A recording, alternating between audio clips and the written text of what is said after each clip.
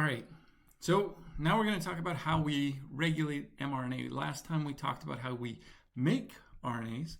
Now what we're going to do is we're going to realize that how much RNA we have right here, mRNA, is going to be determined by how much we're making, but also how much we're breaking down. And so we regulate RNA, the amount of an RNA, by how much we're synthesizing and how much we're degrading. Think of it like your bank account. If you're always taking money out of your bank account and you're never putting money into your bank account, the sum of your bank account is going to go down. If you're making a lot of money and you're not spending a lot of money, your balance of your bank account gets bigger. And the same is true for RNA. If you're making a lot of RNA and not degrading it, you get more RNA. If you're making more, if you're degrading more RNA than you're synthesizing, the amount of RNA goes down. And so last time we talked about how you control the amount of transcription, so how much RNA you're making. This time we're going to talk about RNA degradation, looking at how we control it by processing it. We change how the RNA looks. We put a cap on the end. We put a big tail on it that has a lot of A's. So adenylates are going to be added to the end of it. And then we're going to splice it differently. And then we're also going to talk about these things called microRNAs, which regulate lots and lots of different RNAs within our cells. All right, so a mature RNA looks like this. It's got a 5' cap. So this is the 5' end of the RNA. This is the 3' end of the RNA. That's because we make RNA from, or we synthesize protein from the 5' end to the 3' end. So when we're translating this into protein, the ribosome is going to bind here to the cap, and it's going to move along the RNA, and it's going to synthesize protein from the protein coding region.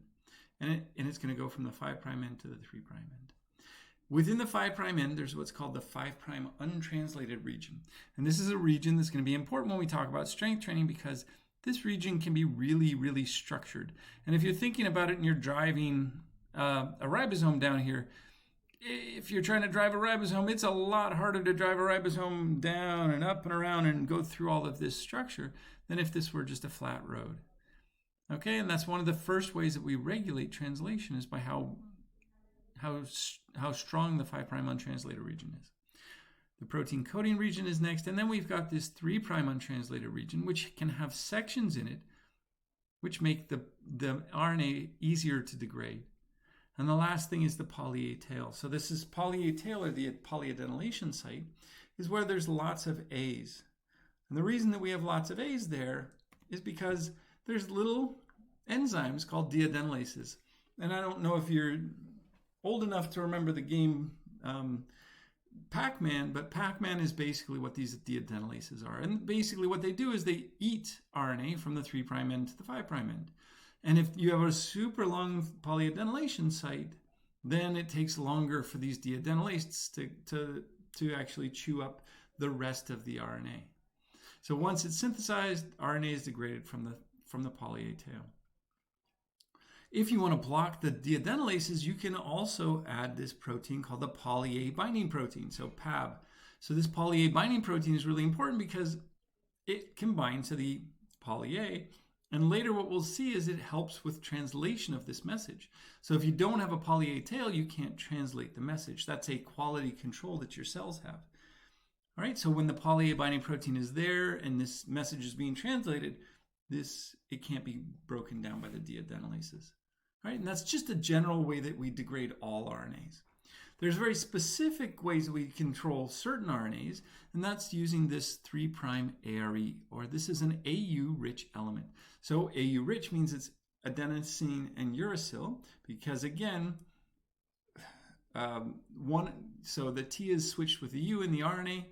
So this AU-rich region here is an area that can cause this mRNA to be degraded really, really quickly.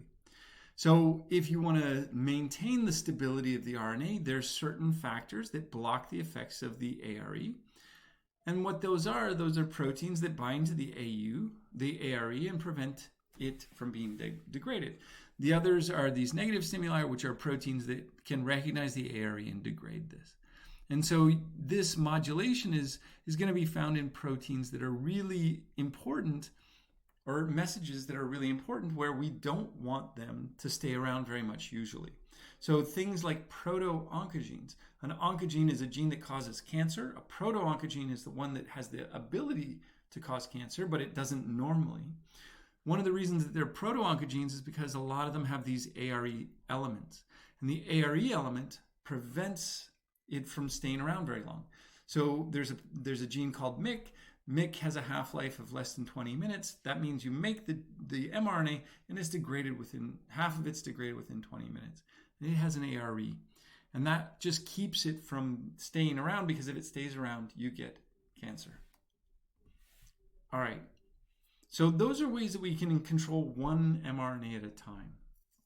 But what if instead of controlling one mRNA, we want to control lots of different mRNAs? What we would use then is we'd use these things called microRNAs.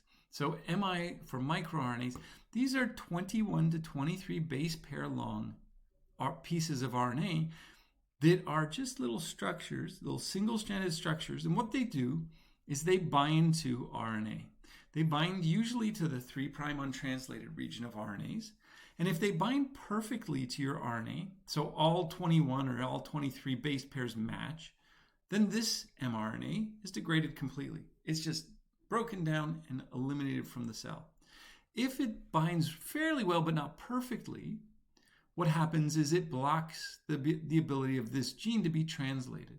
So you can't translate this gene, but the RNA is still there. Here, because it's a perfect match, you're going to degrade all of these RNAs. And these microRNAs are made like they're normal genes. So they're in the chromosomes. You take it, you synthesize this just like you would synthesize any mRNA, but this is a small mRNA. You then process it using an enzyme called Droscher, and then exportin, and then dicer, so that you can take this double-stranded RNA and you can cleave it off into this mature microRNA. Binds imperfectly, it inhibits translation. Binds perfectly, it causes the RNA to be degraded. So when we're talking about post-transcriptional control, we're talking about how much the amount of and type of an mRNA is controlled by these post-transcriptional events. The stability of the RNA can be controlled individually by AU-rich elements, deadenylation, and in groups by having microRNAs. Because a microRNA is 21 base pairs. All I have to do is put that sequence into a bunch of different mRNAs, the 3' untranslated region, and it can bind to them and get rid of tons of different RNAs all at once. One example is genes that are controlling the matrix. So the extracellular matrix is made up of these collagens. All of the collagens have a binding site for a microRNA called microRNA 29. When microRNA 29 goes up, it binds to these collagen genes, and all of those genes get degraded, so you don't make any collagen protein. So microRNAs play a really important role in muscle function development and repair, and we'll see that over the next few months.